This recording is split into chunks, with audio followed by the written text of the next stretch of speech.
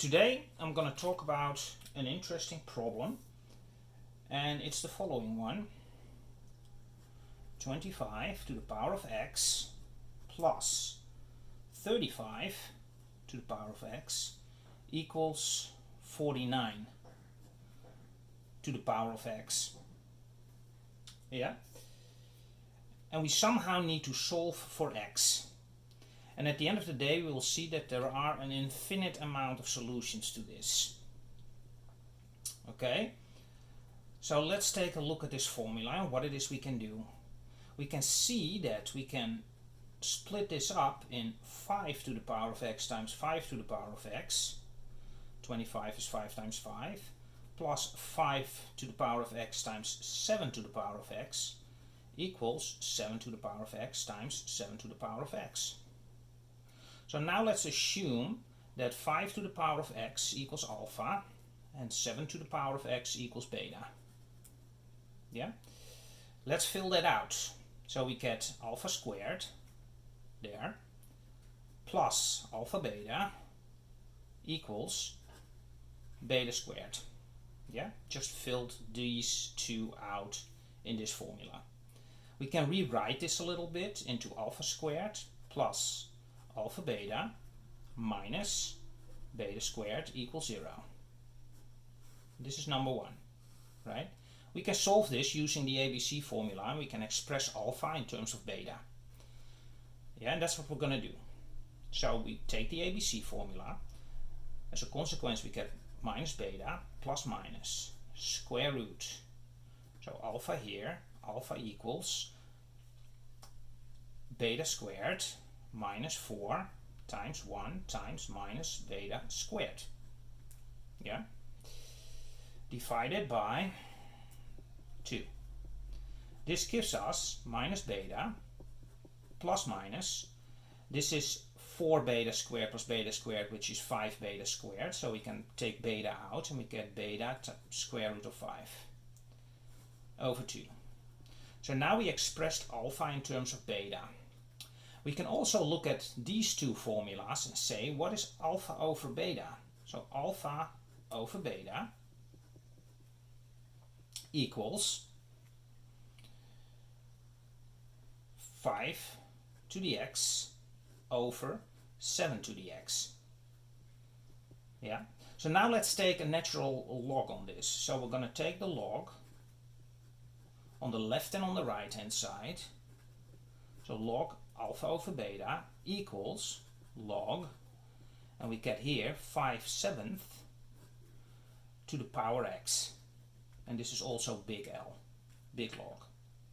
Yeah, so we get this. We can write this out using the basic rules of logarithms, and we let the left hand side stand as it is. Yeah, so we get on the right hand side, so the left hand side we leave as is, alpha over beta, and the right hand side becomes x, and then we do log 5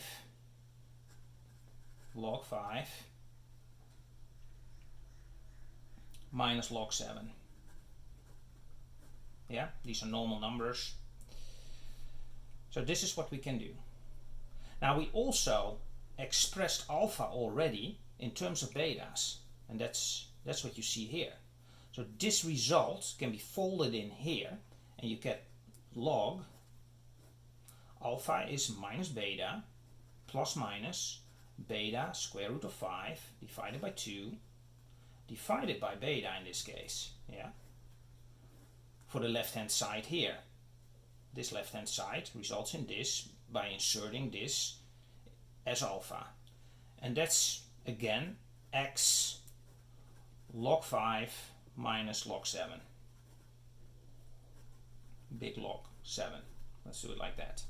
Yeah, so now the beta falls out here, that disappears, so we'll end up with log minus a half plus minus a half square root of 5, and that equals to x log 5 minus log 7. So now we have an answer on what x could potentially be, right? It's this divided by this. This we can work out a little bit more. And if you look at the rules of logarithms, since it is complex, log on z equals, as a side note, log, small log on c-abs plus I, the argument of c, so what the argument of that complex number is, plus I times 2 pi times k, where k is an element of c. Yeah. If you go into the complex plane and you have a number in the complex plane, say AB, so this is the number z equals a plus ib, for instance, as an example.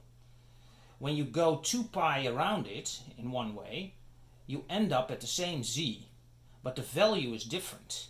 It goes from the primary branch to the first branch to the second branch to the third branch, or when you go the other way around to the -1 branch, etc. Right? So you have multiple solutions of a single log c value. So we can use that here too. We can write out this a little bit more on the left hand side, and we say, okay, we are gonna take the half out. So we say, okay, this is log half, and then you get plus minus square root of 5 minus 1.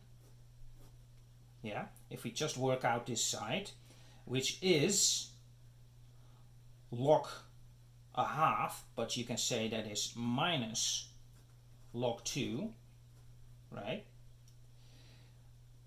Plus this piece,